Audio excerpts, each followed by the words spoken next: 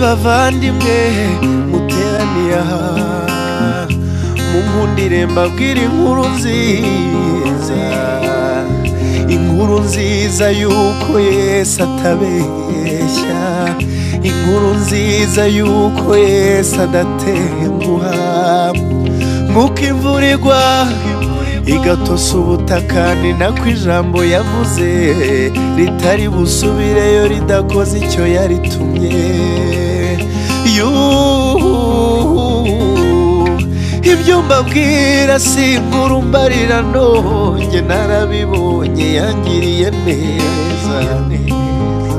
Yasanze nta byiringiro ambera ejo hazaza, yasanze ntagira kirengera ambera umubyeyi ndamushima.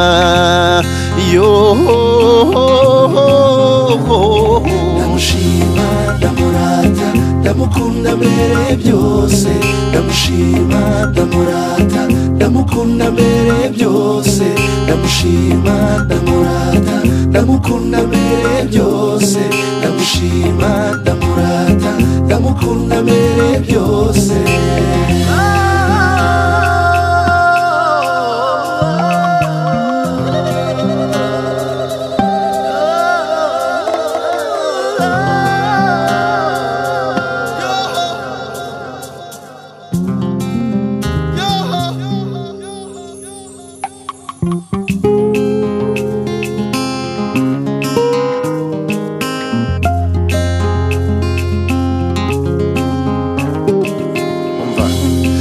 Imisozi igose Yerusalemu, niko Uwiteka nawe agose abantu be, uhereye none ukageza iteka ryose.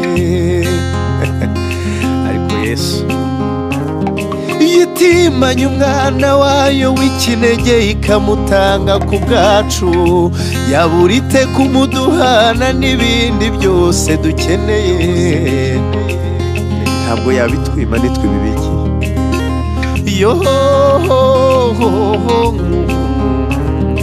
Ubuze urukundo Yesu arahari, niwe rukundo. Ubuze amahoro Yesu arahari, niwe mahoro. Ntutinye umwiringire nimudatenguha, ntatenguha abamwisunze, nanjye yangiriye neza. Ndamurata ndamukunda mbere byose, ndamushima ndamurata ndamukunda mbere byose, ndamushima ndamurata ndamukunda mbere byose, ndamushima